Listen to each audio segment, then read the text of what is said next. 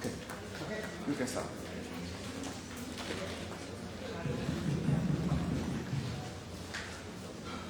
Folks, can you hear me in the back?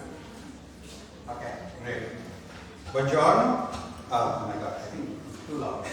So maybe I don't want to wake you up too much. Anyway, I'm happy to be here. I'm going to talk to you guys. It's a series of 3 lectures. Today is the first one, tomorrow morning, and then tomorrow afternoon. The slides are here. You can actually get that. If you use the QR code, you can find that. I'll show it again once more during the talk, but you can also go to Twitter, my Twitter page, Rob Lucy, and I tweet it there. So you can download from there too. Okay. So there are a couple of slides which you might want to actually follow along as we go on. Okay. So I'm going to talk to you about reasoning and planning abilities of large language models and large reasoning models. Obviously, a lot of the work that I'll be talking about, that especially the one that is done in my group, was obviously done by students. I try to tell people that the difference between a researcher and a thought leader are PhD students. Okay, if you don't have PhD students, you just have armchair philosophy and you don't get anything done. So these are actually the guys who make me a researcher to some extent. Speaking of students, when they heard that I'm coming here to this place called Riva El Sol, they went and checked and found that it's kind of interesting and they wanted to come along. I dissuaded them by saying it's going to be very distracting. There's really no point in coming to this kind of place. This is a couple of few people in the night on the beach. Anyway, it's a great place to be here. Hopefully you had a good sleep. So, how many of you have seen the news about this paper, The Illusion of Thinking? Okay. So, to get things started, I wanted to actually have a teachable movement, and thankfully it just happened for me. So, over the weekend or last week, I think, these guys, a couple of people from Apple actually wrote this paper, and it turns out it's really almost to a large extent a rehash of stuff that we have done back in September, right after O1 came along.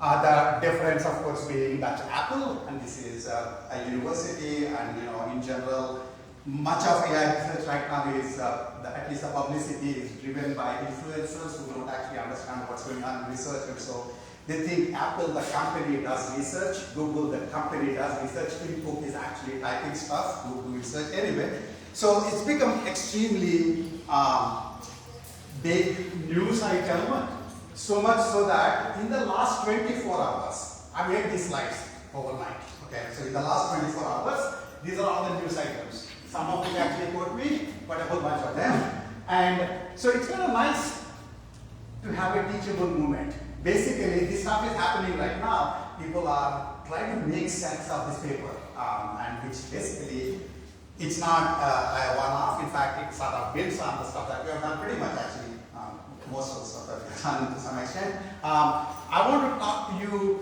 about how to understand planning and reasoning abilities of large language models and large reasoning models. By the way, the acronym LRM was made by us, if you look up the Twitter, because when we started checking whether O1 has any planning abilities, and we wanted to differentiate O1 from LLMs, and so we made up a thing called LRM. And so, in fact, when we wrote this paper, it had the title LRM in it, and the TMLR, the reviewer said, LRM is not yet a thing, maybe you should put it in the title. So we removed it from the title, but now it's become a thing. What can we do? Okay. So this is the agenda. So in lecture 1, I'm going to give you a big picture of a perspective on large language models and in terms of approximate retrieval, understanding, reasoning, planning, abilities or inabilities of large language models, standard large language models, and then talk about how to improve the standard large language models so that their reasoning planning abilities to be slightly better. And that's where you get to test time scaling and post-training that some of you have heard of, the RL post-training as well as test time scaling, which is verification during the inference stage. I basically want to set the whole thing today so that the next 2 lectures can then drill down. Lecture 2 tomorrow would be specifically about large language models, standard large language models, and how they really don't have a certain kinds of planning reasoning abilities. And we have a bunch of papers, and I'll tell you all about that. And in lecture 3, we'll drill down on test time scaling and post-training approaches. That's going on right now. And in fact, I'll talk about a bunch of papers that we just put out in the last couple of weeks, which are also quite relevant in understanding these models. Obviously, I'm going to be biased by the stuff that we're doing, but I'll also tell you what else is going on in the area. Okay? So that's the agenda. And by the way, that's the second time you get to see the QR code. Hopefully, if you missed downloading the slides, just go to the Twitter blog to see, and then you'll get them. Okay. Okay, so let's get started. AI has become an as-such natural science. Okay, AI used to be part of computer science, where you write theorems, you prove theorems, you write an algorithm, and you prove its correctness, and then basically somebody will implement it. More and more right now, artificial intelligence, especially the large language models, we essentially have these really big models that we're training, and they seem to be showing abilities we don't completely understand why. And this is, I'm not making this up, in fact, there are other people that we actually, we're all trying to understand what exactly is happening at the level at which we are training these systems. And so to some extent, basically, all sorts of interesting partial theories, which are actually misleading, have also developed, and partly I want to kind of make you realize why you should not, what are decelerate to understand, how these systems might be working. By the way, I like this quote. Patrick Winston is a guy, he used to be MIT lab's head, and he, I think in 1999, he gave this talk where he was saying that in most engineering disciplines, the raw material puts limits on how big a thing you can build. You can't, for example, build a tower that reaches moon, even though you probably saw that as a kid, that if you actually put enough apples on top of each other, you can reach moon. The last apple will just get crushed because of all the weight of the rest of the apples, right? However, that sort of doesn't seem to be the case for computer science. In general, we can develop amazingly complex, software artifacts, and to understand how they work. And he was talking about in 1999 where people were still writing these software artifacts. Now we are training them. Right, and so in some sense, it's actually a fun thing to read. This is a CSCM blog article, AI as a natural science. You can see, like zoologists do this, right? Zoologists find like an animal, and they say, hey, what the heck is this animal doing? What would make it work? Okay, do this, do that, and see what it happens, and write papers about it. We have begun that. The only difference is that we don't have the empirical discipline of the zoologists. So the moment you poke once and it says something, you write a paper. Before the release deadline is over, you want to get your paper out. And sometimes that's not necessarily a good idea because it turns out that it's not a robustly repeatable behavior. Okay, so keep that in mind. LLMs are amazing, right? I mean, you are. I'm not going to sit here in the morning and say, there are problems with them. I mean, you're used to them. Right now, they're part of our life. They're pretty darn impressive in the lots and lots of things that they do. But the problem basically is they're like maddeningly uneven. You don't know what they can and cannot do necessarily. In particular, I get to say that we tend to anthropomorphize these systems. Like if you see a human who can do integration by parts, you'll assume that they will know how to do multiplication. You'll assume that they will know how to do division. Because there are no humans who do integration by parts before doing the other thing. But in computer artifacts, that's just not true. And in particular, in LLM's case, it's like crazy stuff. This was actually this week. Vince Tonitzer tweeted this. It's just, hilarious, right? So this is an AI overview about doubling a penny. If you double a penny every day for 30 days, you would end up with more money than there are atoms in the universe. First point. Second point, after 30 days, a penny doubled every day would be worth 10 million something. That's more than $5 million. If you printed this money out as 100 bills, you will have more bills than there are atoms in the universe. One more thing. And then, of course, it will go down and say, atoms in the universe, it estimated that there are between 1078 and 1082 atoms in the universe. You heard about hallucination? We now have gaslighting. Right? I mean, you are laughing because you made a mistake and took physics courses when you were kids. You know, there's no point in taking any other course, just take AI. And if you just took AI, you wouldn't even have thought there's something to laugh at. If you just don't know the truth, then basically you're going to take what this guy is saying as the answer. And if you cannot trust it, and if it's very uneven, you are in big trouble. So in fact, I think Andres Karpathy made this thing that they have jagged intelligence. That means that amazing intelligence in one part and then extremely stupid in the other part. You don't normally have a good, feel for that in normal day-to-day life, and so we tend to go with the amazing intelligence and assume that they have that amazing intelligence everywhere. So they're amazing, but they also seem to kick our anthropomorphization tendencies into high gear.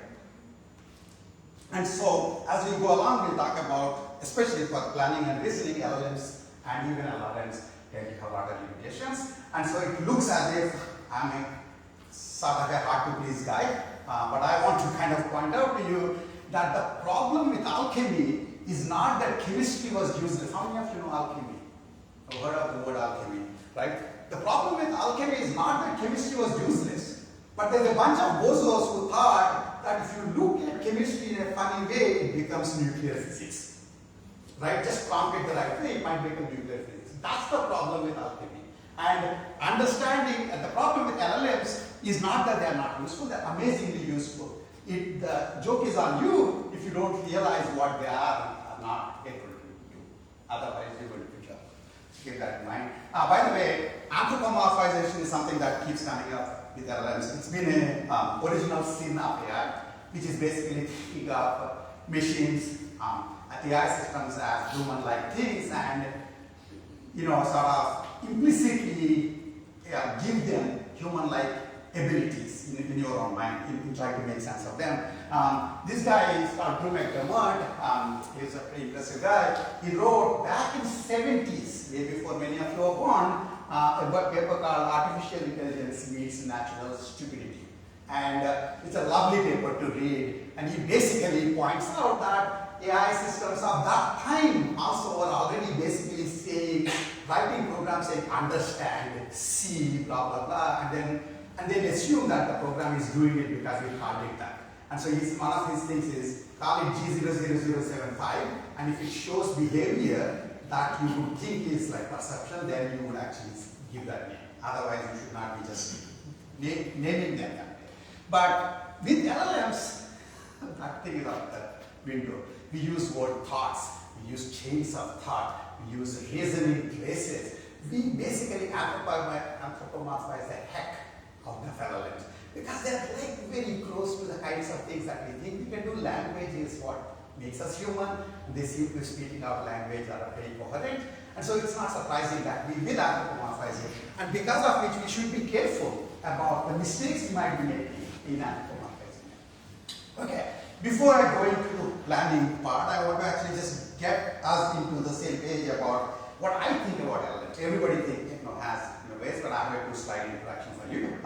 So not very fast. So basically, you could think of at some level of abstraction, you can think of them as n-gram models. You've heard about that. And n-gram models have been around forever. They've been around since at least Claude Shannon. The only difference is the n used to be small. We used to have bigram, trigram models, and even a lowly ChatGPT when it first came out was a 3001 gram model.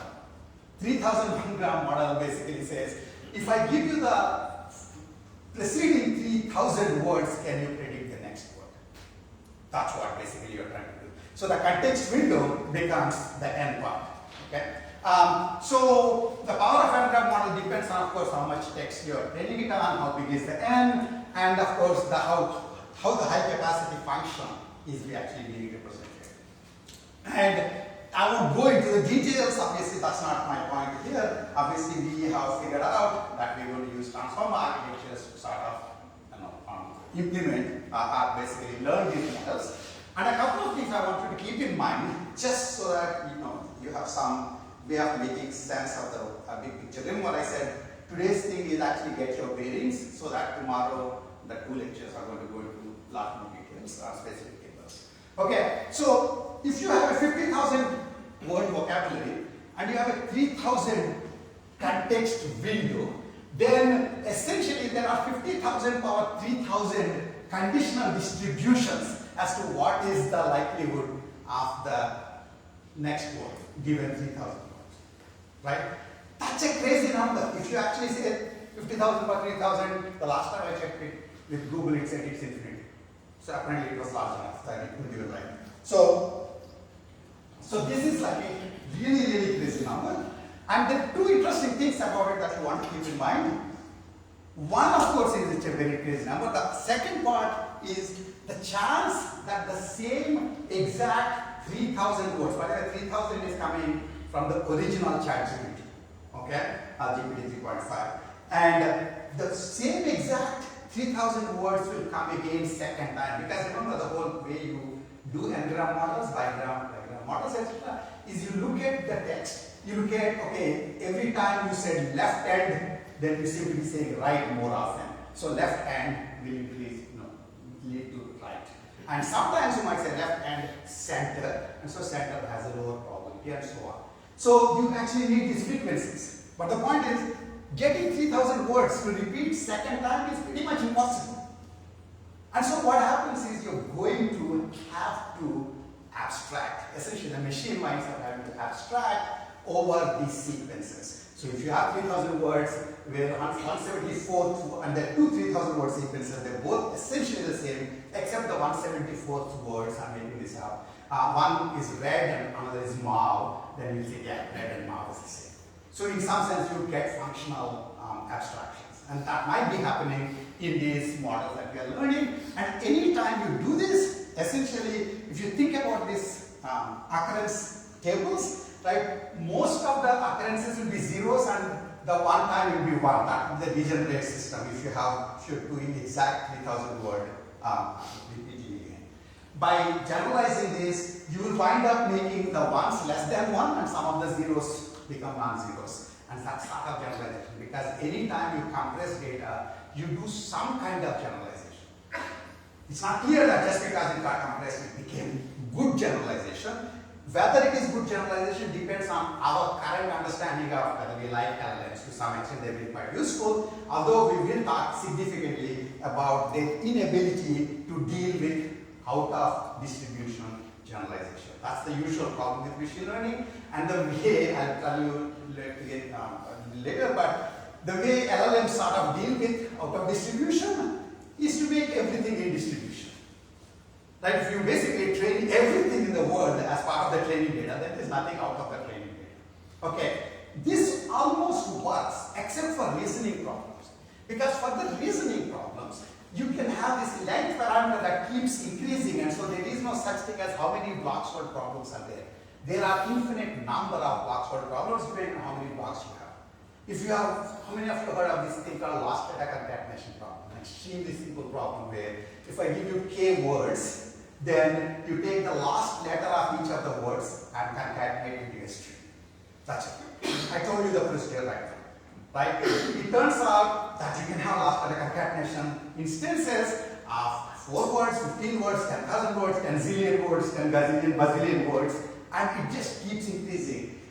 Unless you learn the algorithm, if you're trying to learn it by instances, which I'll try to convince you that is what actually LLMs wind up doing, even LRMs wind up doing, they don't learn the algorithm, so they'll wind up essentially failing because the amount of data is increasing. Okay?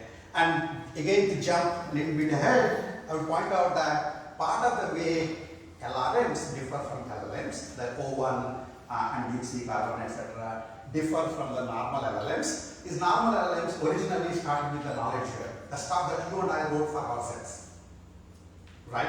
And then, but there's not that much information about every possible crazy instance of large letter concatenation problem, or every possible crazy instantiation of some block, planning, blocks for planning problem, etc.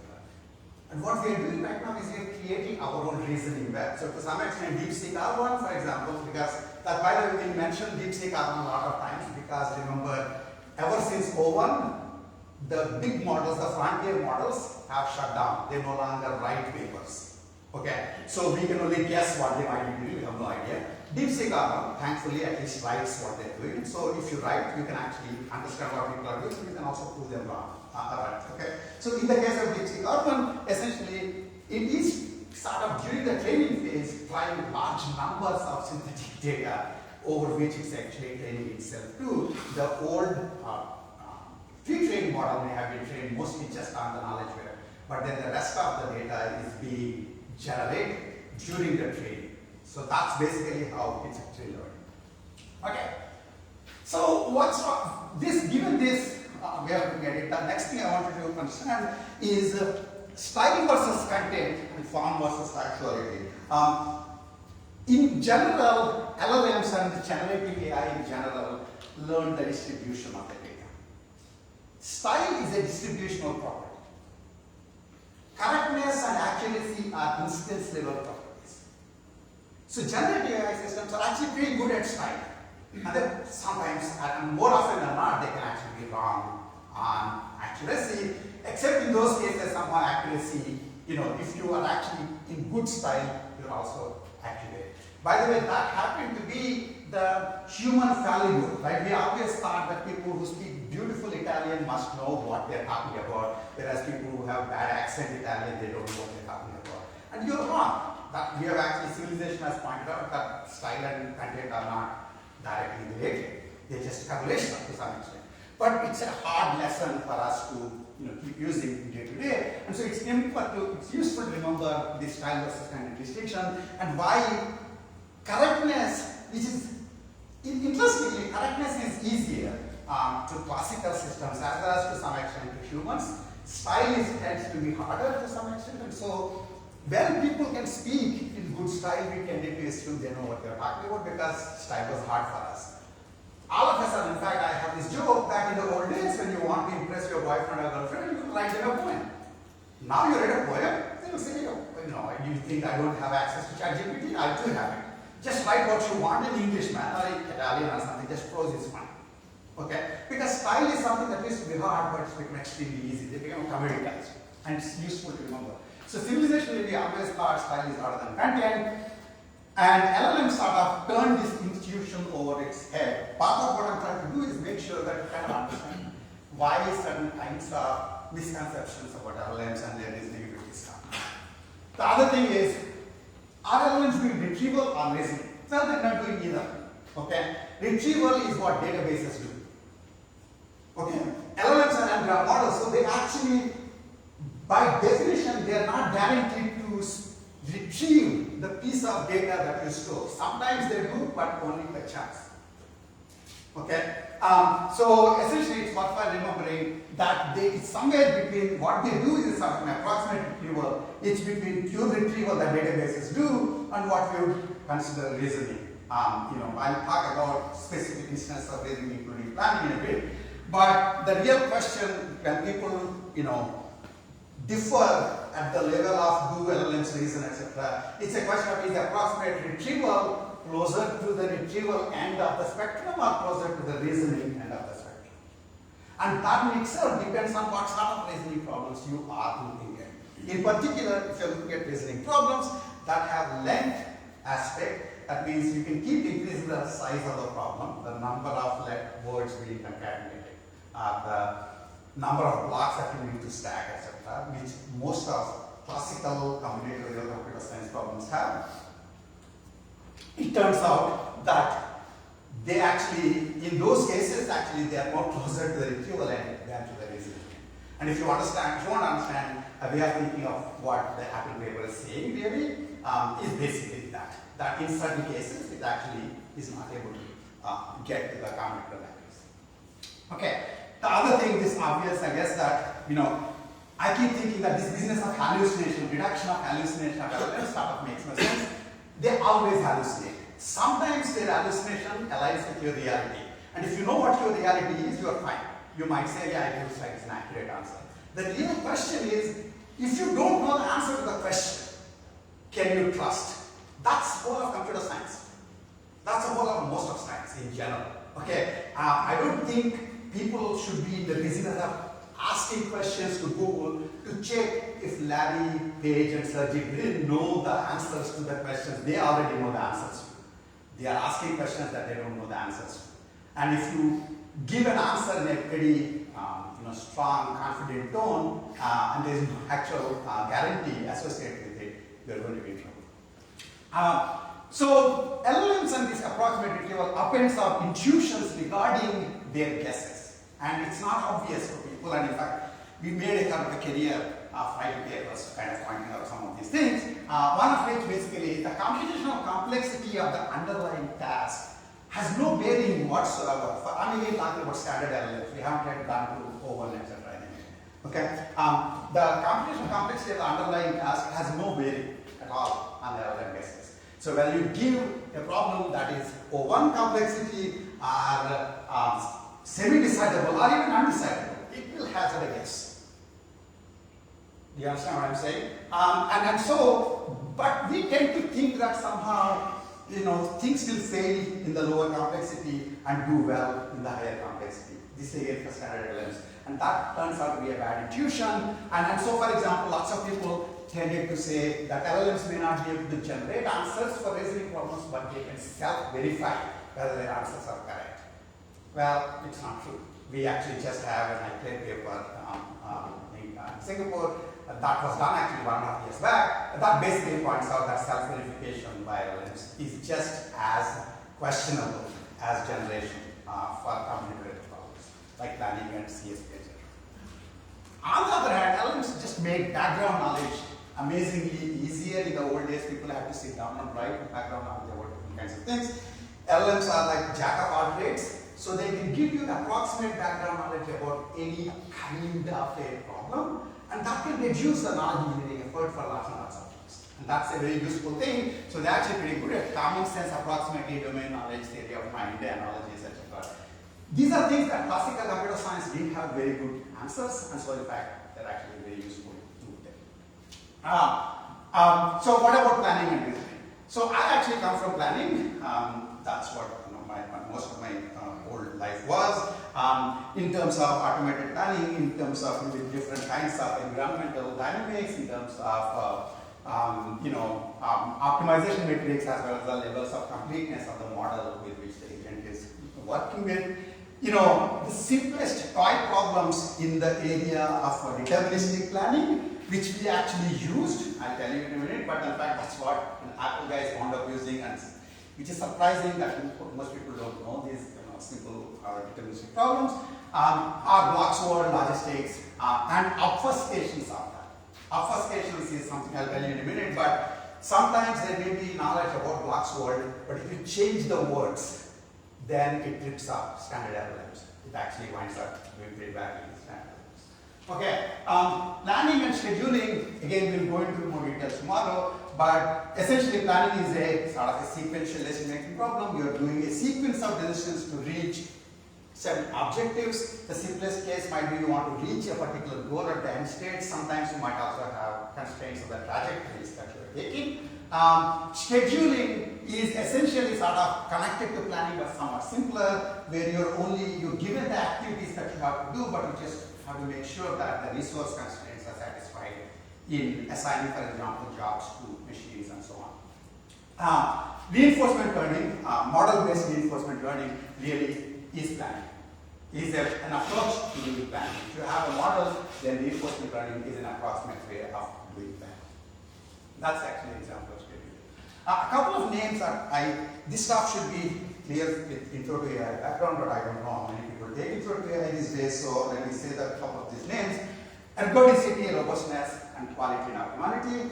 Ergodicity of an environment is that every state in the environment, from every state you can reach any other state with non-zero probability. By doing various actions, wherever you get stuck, you can get to some other state. Okay? If it's non-ergodic, and the classical case of non-ergodic is death. After death, you can't do anything. Similarly, if you are a robot, for you, death might be just falling into a ditch. If you fall into a ditch, then you cannot actually reach with non-zero probability to other states. Often, actually, planning is required because of the non-ergodicity of the environment. What do you mean by ergodic? What? Ergodic essentially just means that the probability that the agent can go from any state to any other state in the environment is non-zero. Okay? In a non-ergodic world, there are sync states where you get into that state, you will not be able to come out.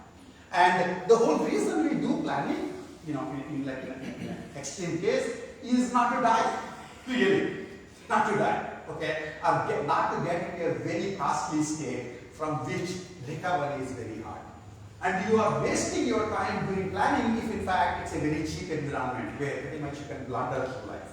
And we point out that LLMs, when they show planning, standard LLMs, when they show planning capability for all, they show it in the domains where essentially they are highly ergodic, and so you actually don't need planning. So they do planning where you don't need planning. And they fail when actually you wind up needing the planning abilities so that you do not fail during the execution. So robustness essentially is the probability that a particular plan will execute successfully in the environment. And robustness is the measure of correctness. There is this other piece of the quality or the style of behavior. And that turns out to be a thing that's been actually seen for computer science in general. We are very good at correctness issues, but not particularly good at style issues. LLMs are great for it. LLMs will give you things that look like plans. They just don't work. Whereas the old planners, the computer science-oriented planners, the traditional computer science planners will give you plans that will work, but they are not particularly good style. And so it's a kind of a complementary thing that you want to keep in mind. The other thing for doing planning is the whole point of having a planning for an agent is that,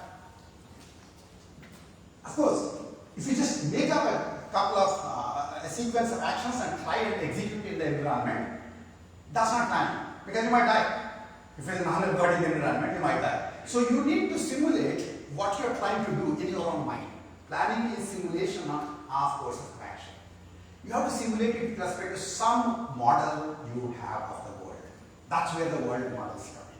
Okay, one of the million-dollar questions, of course, in the classical planning and RL literature too, basically these models can be something that are either externally supplied or learned directly by the agent from experience, by actually working in the environment and by trial and error figuring out what seems to work, what doesn't seem to work.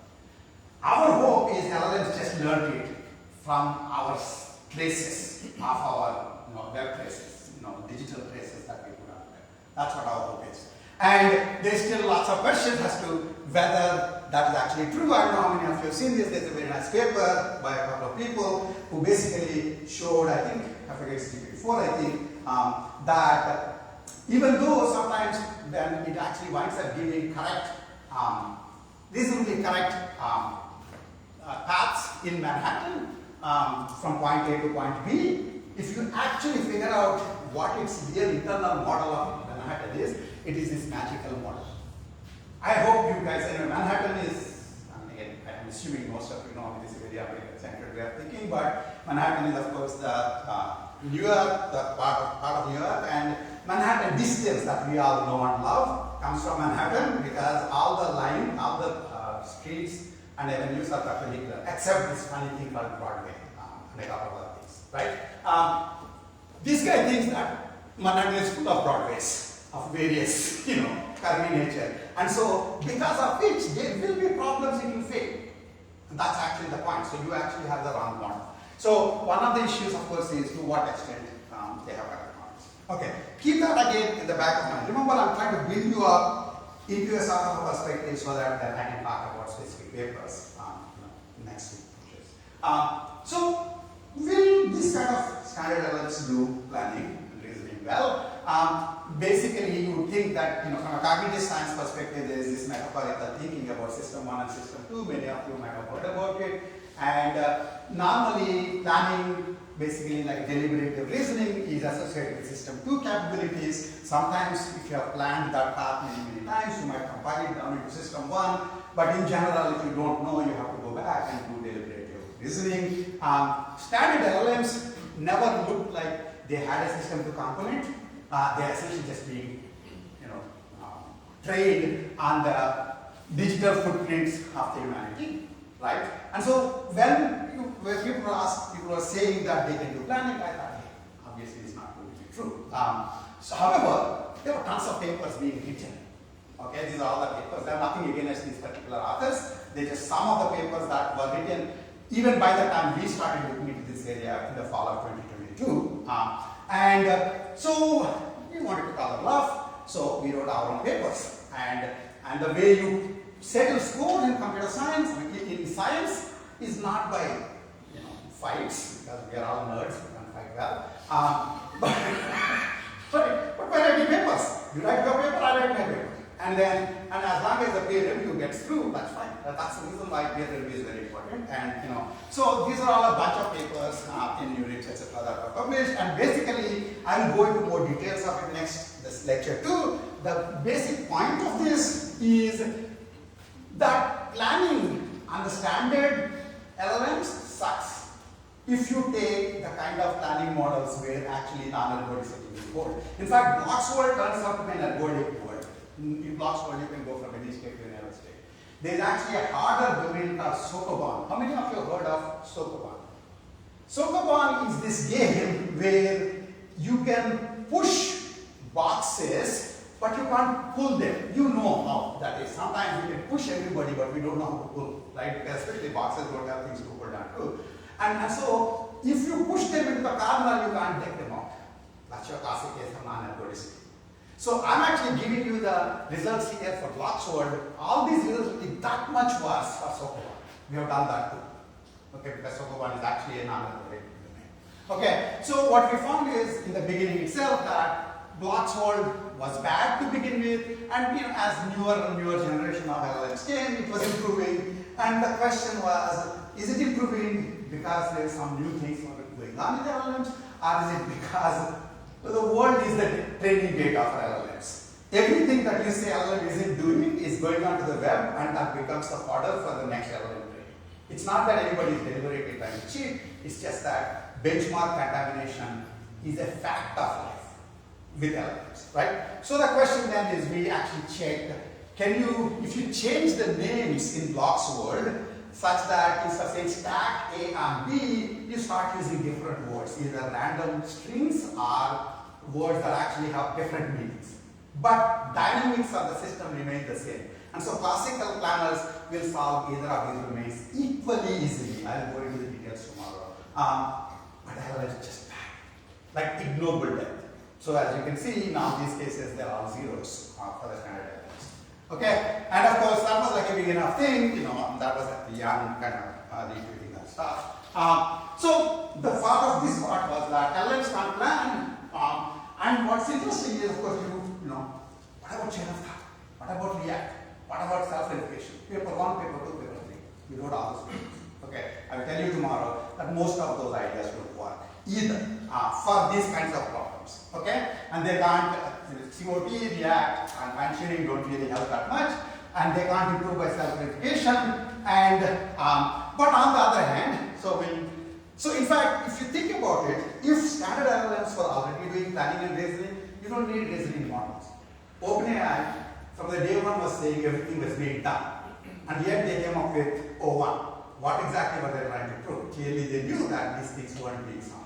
Okay, so O1 winds up doing something slightly different. And so, of course, we didn't actually know what O1 was doing, but we know what DeepSeek R1 is doing. And since, in fact, I heard this in second hand and third hand during units last year, that somebody was asking somebody from OpenAI, can you guys tell me what you guys are doing? And he said, well, probably you have to wait until Chinese figure out what we did, and then you will know. And that's exactly what happened. Chinese figured out what they did, at least probably, and then we know what might be working.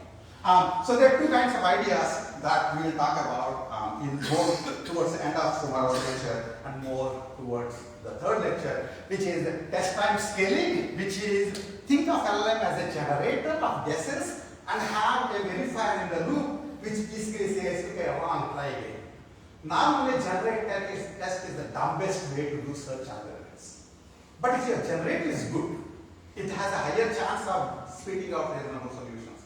Generate test can be actually quite efficient, quite effective. And in fact, we actually talked about this thing called LLM modulo that I'll also talk to you tomorrow. That's one actual way of doing test time scaling. That is basically having LLM generate many solutions until one of them becomes correct.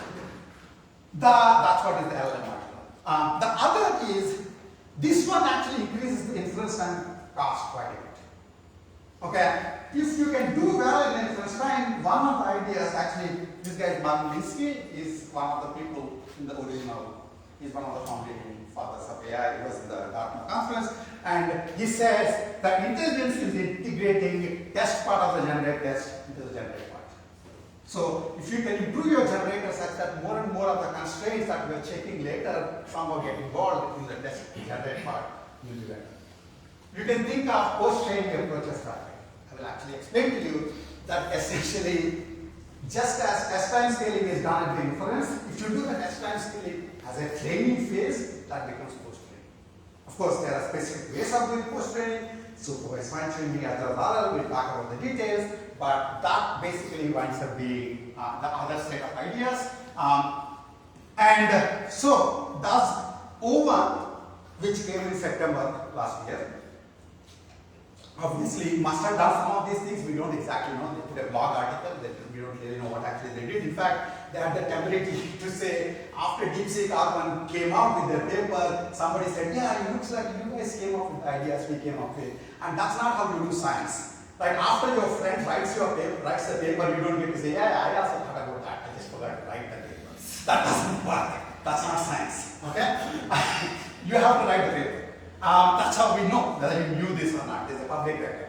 That's why we invented archive, for example. So it turns out that O1 actually is better, even in the mystery domain. But looking at these particular falling curves, you realize that as the length of the problem size increases, O1 also rises.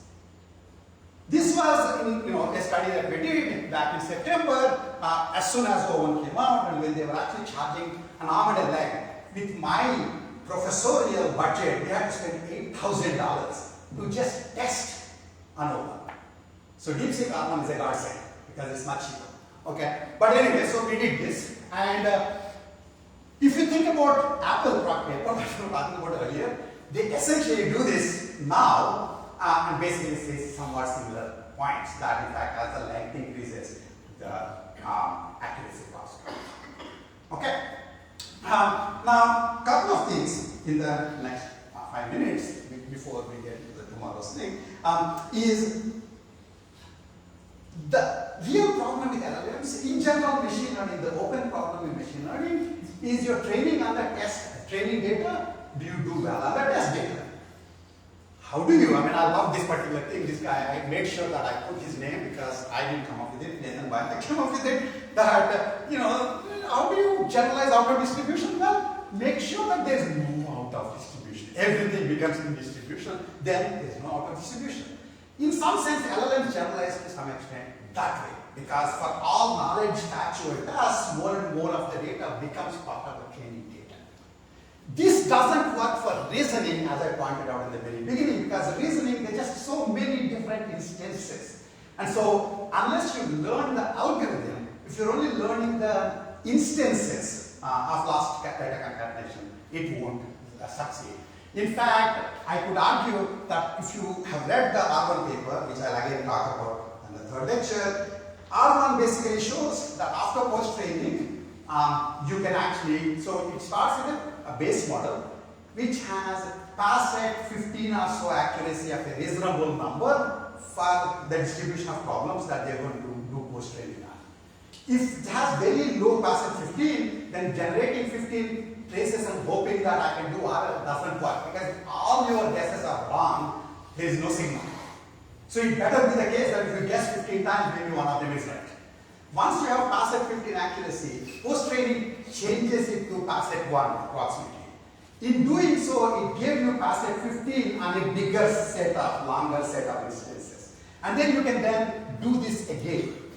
Do you understand what I'm saying? And so that's basically how you can go from O1 to O3, or you can go from R1 to R2. I mean, I don't know that the R2 doesn't exist yet, but to some extent, that is a way of thinking of what is happening in the way reasoning problems are being sort of solved. That's a perspective that essentially you're taking longer and longer instances to solve the, to present with the LLM. You might say, why can't you just learn the algorithm? It turns out there is a rich history of algorithm learning in neural networks, and that actually winds up not what LLMs do. And in fact, that's a pretty open problem to begin with.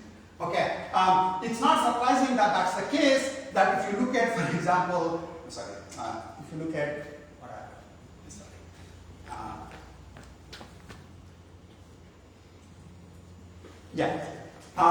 So this is somebody basically showing transformers can do multiplication outright, which is they can do 3 by 3 digit multiplication, then you can use that to train a 5 by 5 digit multiplication, then use that to train a 7 by 7 digit multiplication. That's essentially what is happening. So you are pushing the inference horizon very inefficiently forward as against just learning the procedure and solving it.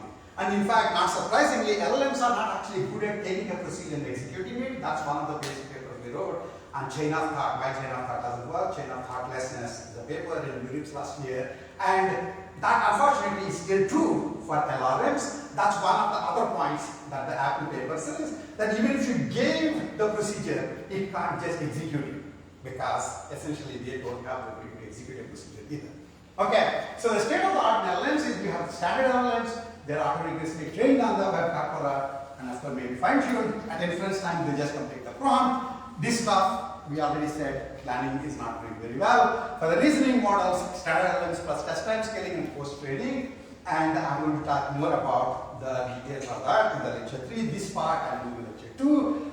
Foreshadowed summary, essentially for all 3 lectures, is LLMs trained just on the web corpora are known to have severe limitations on planning and reasoning. They could, however, be used as generators in a generate test cycle, which is basically test time scaling.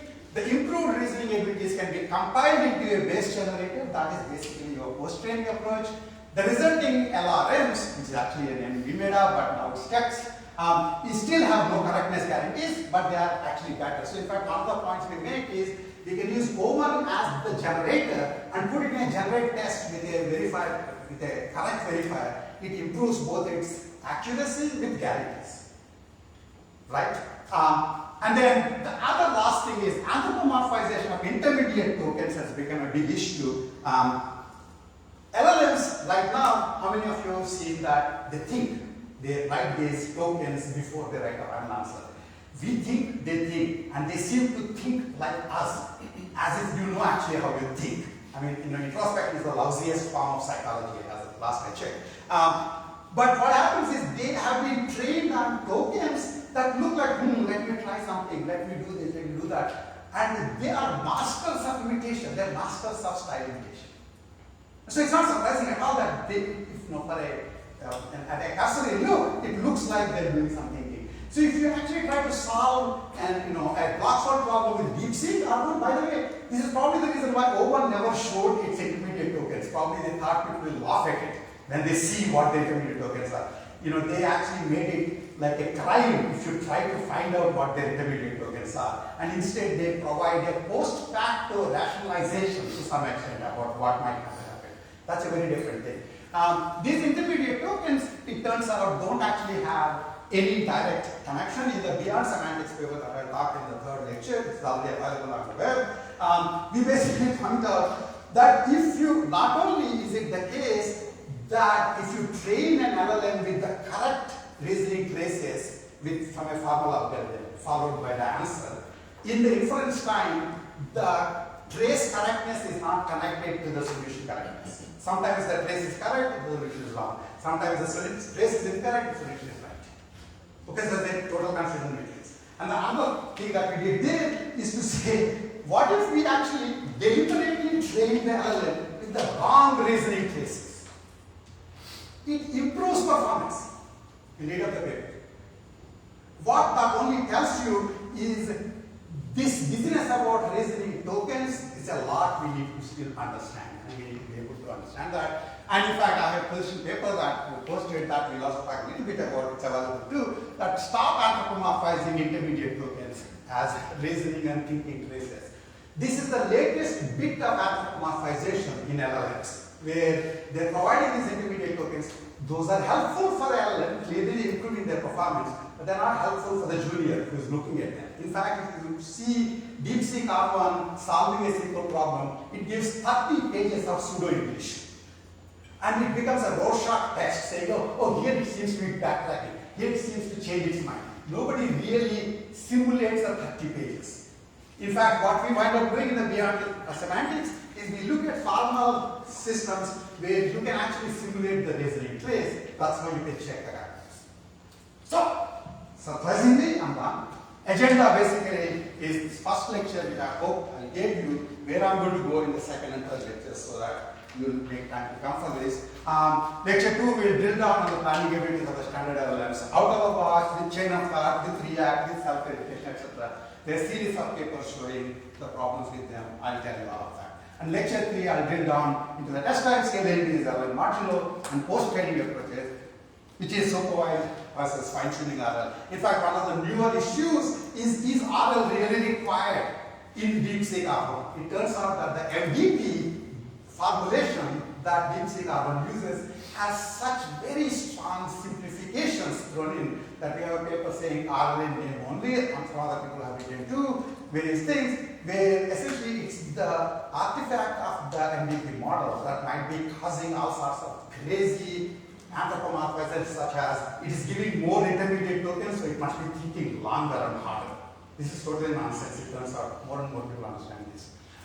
If you have time on the beach today, try to look at these two papers. They're only 4 pages long, really great reading on the beach. I will put up the links if you don't have. This is in New York Academy of Sciences. There are 2 question papers, one about standard LLMs, one is about reasoning models. But I will put up the archive links that you can look at. They're only 4 pages long, each of them, and it should be easy, so that will make it easier to follow what I'm doing tomorrow. And that's it. Thank you for your attention.